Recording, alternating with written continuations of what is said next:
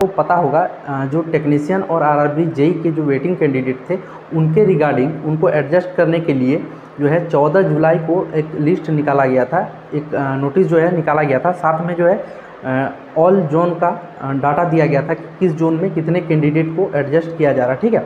Zone wise data दिया गया था, बट वो डिस्ट्रीब्यूशन डाटा नहीं था। लेकिन फ्रेंड इसी के लिए कैंडिडेट काफ़ी ज़्यादा परेशान हो रहे थे कि किस जोन में कितना डिमांड गया है और किस जोन के कैंडिडेट का किसी अदर जोन में जो है वो डाइवर्ट होगा तो कितने कैंडिडेट का होगा, किस किस ट्रेड का होगा, किस ट्रेड में कितना जो है डिमांड आया था।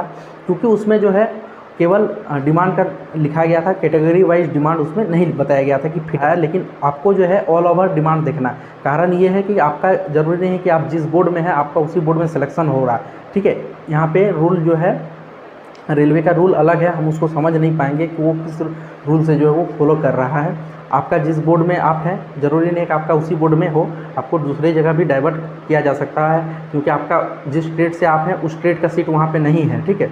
तो इस तरह करके जो है रेलवे अपना काम कर रहा है और हमें थोड़ा सा जो है वो धैर्य रखना चाहिए, क्योंकि इतना दिन तक जब हम लोग यहाँ पे अपना पेशेंस रखें तो अभी जो है थोड़ा लगभग 1 मंथ और पेशेंस रख लेते हैं। जैसे एलपी वाले में उनका जब लिस्ट आया था उसके बाद लगभग 34 या 35 दिन बाद उनका पैनल आना शुरू हुआ है। और हम जो बात करेगा टेक्नीशियन का और जेई का, तो इनका 14 जुलाई को पैनल आया था, तो आपको तो 14 अगस्त तक ऐसे ही जो है वो पेशेंस बना के रखना होगा। उसके बाद जो है देखना है कि पैनल किस बोर्ड से आया और किस बोर्ड से नहीं आया, ठीक है।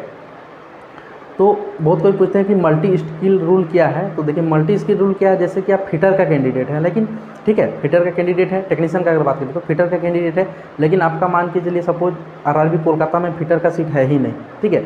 जो आपका डिमांड आया उसमें फिटर है ही नहीं, ठीक है, लेकिन आप कोलकाता से फिटर का कैंडिडेट है, तो आपका जो है क्योंकि आपको तो वेटिंग क्लियर करवाना है आपको, क्योंकि 100% का बात किया गया वहाँ, तो आपको किसी और जगह जो है किसी और बोर्ड में आपको दे देगा जहाँ पे फिटर के कैंडिडेट कम है लेकिन वहाँ पे सीट ज़्यादा है, ठीक है। इस तरह करके जो है आपको divert plus multi skill rule जो है इसमें लागू करेगा, ठीक है।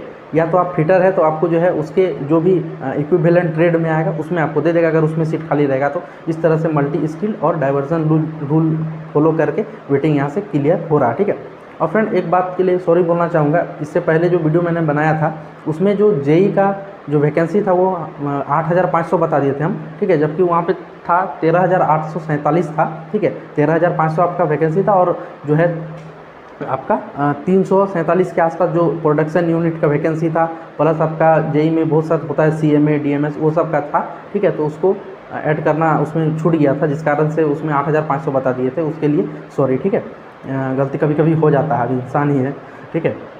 तो अब बात रहा फ्रेंड जेई का कैंडिडेट काफ़ी ज़्यादा जो है परेशान हो रहे थे कि जेई के कैंडिडेट उनका कहना है कि हमारा जो है वो 100% वेटिंग क्लियर नहीं होगा, जबकि ऐसा नहीं है। देखिए हम जो डाटा ये वेबसाइट से कलेक्ट किए हैं, आपका जो वैकेंसी आया था 2018 में, तो जैसे WR में 399 था, NWR में 825 था, ठीक है। WCR और WR में एक कॉम्बाइंड था तो उसमें 383 का था, ईस्ट कोस्ट से आपका 242 का था।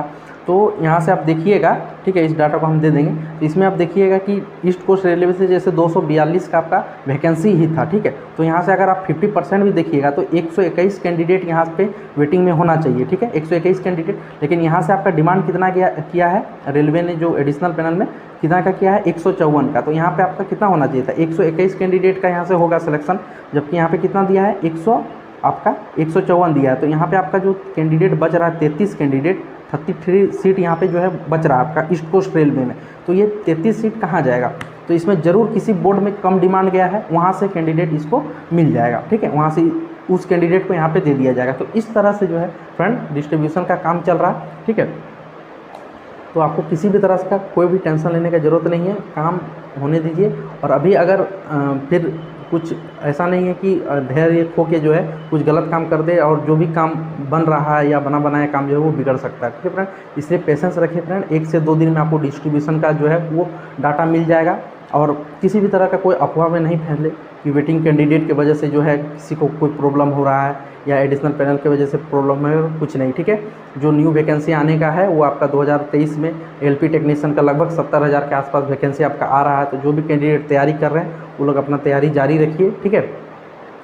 और जो स्टैंड बाय कैंडिडेट हैं जेई वाले, उनको ये लग रहा है कि उनका वेटिंग अगर 100% क्लियर नहीं हो रहा, तो एक ग्रुप बनाए हैं टेलीग्राम का, उसमें आप लोग जितने भी जेई के कैंडिडेट ये वीडियो देख रहे हैं, अगर आप वेटिंग में हैं और अगर आपको रेलवे ही ज्वाइन करना है, तो आप जो है उस ग्रुप में ऐड हो जाइएगा। कारण ये कि उस ग्रुप में ऐड होने से पता चल जाएगा कि ऑल ओवर इंडिया में जेई का कितना स्टैंड बाय कैंडिडेट है और आपका डिमांड कितना का किया गया, ठीक है। जैसे रेलवे ने आपका 3829 का डिमांड किया है, तो कैंडिडेट अगर उसमें टोटल ऐड हो जाते हैं, टोटल भी नहीं लगभग 90% भी अगर ऐड हो जाते हैं, तो उसमें पता चल जाएगा एक्चुअल कि कितना कैंडिडेट वेटिंग में है और कितना का सीट आया हुआ है, तो उससे पता चल जाएगा कि आपका 100% क्लियर होगा या नहीं, ठीक है। डिस्क्रिप्शन में लिंक है टेलीग्राम ग्रुप का जेई वाला, तो उसमें ऐड हो जाइएगा। जो एलपी टेक्नीशियन है वो लोग का भी उसमें लिंक दिया गया, तो उसमें ऐड हो जाइएगा। फ्रेंड चैनल पर नए हैं तो चैनल को सब्सक्राइब कर दीजिएगा, यहाँ से आपको भर्ती से जुड़ी जानकारी मिलती रही। चलिए फ्रेंड मिलते हैं नेक्स्ट वीडियो में नए अपडेट के साथ, तब तक के लिए जय हिंद।